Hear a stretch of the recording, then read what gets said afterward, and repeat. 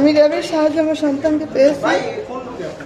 সোয়ারিঘাট এলাকায় আব্দুল্লাহ আল নূর তুষার ৮ বছর বয়স নামের এক শিশুকে অপহরণের শিকার হয়। আমার অনেক কৃতজ্ঞ, তারা না থাকলে আমার সন্তানকে আমি পেতাম না। আমার সন্তান আমার বুকে ফিরে দিয়েছে, আমি অনেক কৃতজ্ঞ।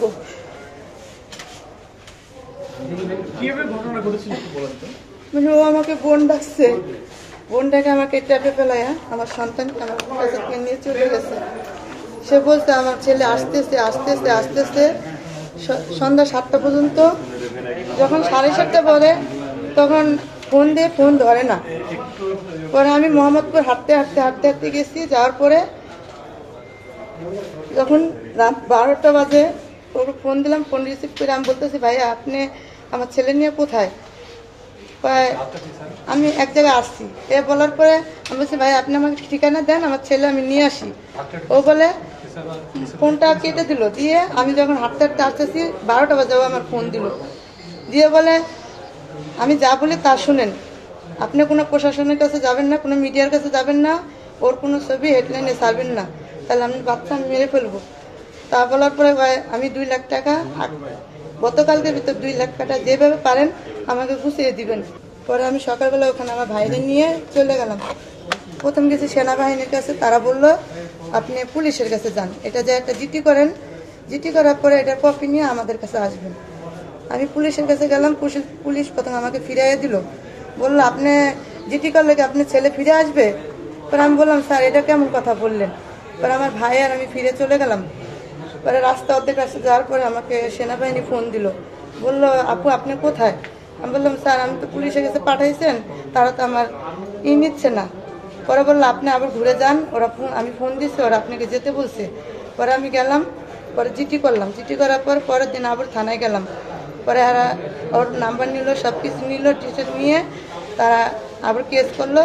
এই 6 দিনের মাথায় আমার সন্তান আমি পাইছি র্যাবের হাতে। তারা অভিযান চালাইতেছে, বলতেছে দেখতেছি দেখতেছি দেখতেছি, বলতে বলতে 6 দিন কাটাই দিছে। ও দাদা আমার ফোন দিয়ে বলতেছে আপনি টাকা দিবেন না। আমার সন্তানের যে ফোন বলে বলতেছে তোর আম্মুরে বল যে টাকা দিতে, নাহলে তোরা মেরে ফেলাম। আমার সন্তান বলে আম্মু ও তো আমার বেঁচে ফেলাইতেছে। পরে আমি বলছি ভাইয়া আপনি আমার ভাই বোন ডাকছেন, আপনার আমি ভাই ডাকছি, আপনি আমার রিকোয়েস্ট আমার সন্তানটা আপনার কাছে রাখেন, আমি আপনাকে টাকা দিব। এ বলে আমি 5 দিন পর্যন্ত রাখছি। যখন 5 দিনের মাথায় আমি 5,000 টাকা পাঠাইছি।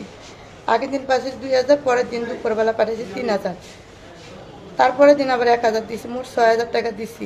দেওয়ার পরে একটু শান্ত হয়েছে।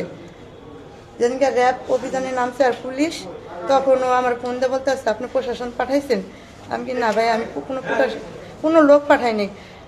পরে র্যাবেরা বললো আচ্ছা আপনি চিন্তা করেন না, আপনার ছেলে আপনি পেয়ে যাবেন কিছুক্ষণের ভিতরে। ও বললে ফোনটা কাটতে দেওয়া, সে আধা ঘন্টা পর মানে 1 ঘন্টা পর আমাদের খবর আসছে র্যাবেরা আমার সন্তান উদ্ধার করেছে। আমি র্যাবের তারা অনেক কৃতজ্ঞ, র্যাব না থাকলে আমার সন্তান ফিরে পেতাম না। আপনি ওই অপহরণকারী বাদলের সাথে মোট কতবার দেখা? ভিকটিমের মায়ের সাথে অপহরণকারী বাদল ওরফে হৃদয় 30 বছর বয়স নামের এক তরুণের মোবাইল ফোনের মাধ্যমে পরিচয় হয়। পরিচয়ের সুবাদে ঘটনার দিন ভিকটিমকে নিয়ে ভিকটিমের মা সদরঘাটের সোয়ারিঘাট এলাকায় বাদলের সাথে দেখা করতে যায়। পরবর্তীতে অপহরণকারী বাদল অপহৃত ভিকটিম তুষারকে চিপস কিনে দেওয়ার নাম করে বর্ণিত স্থান হতে কৌশলে অপহরণ করে। ভিকটিমের মা সদরঘাটের সোয়ারিঘাট ও এর আশেপাশের বিভিন্ন জায়গায় খোঁজাখুঁজি করে না পেয়ে ডিএমপি থানার কোটালী থানায় একটি সাধারণ ডায়েরি করে। পরবর্তীতে ভিকটিমের বাবা বাদী হয়ে ডিএমপি ঢাকার কোটালী থানার নারী ও শিশু নির্যাতন দমন আইন 2000